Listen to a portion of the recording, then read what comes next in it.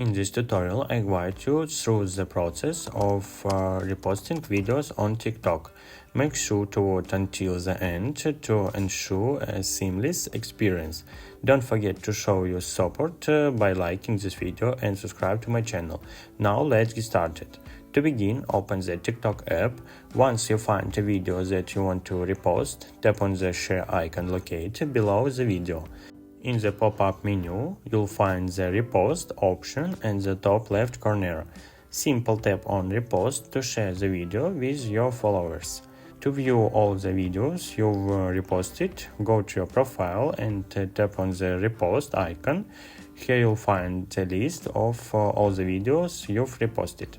If you want to remove a video from your reposted list, simple tap on the video, then tap on the share icon and select Remove Post to delete it from your repost, and that's how you easily repost video on TikTok. If you have any questions about the tutorial, feel free to drop them in the comments below.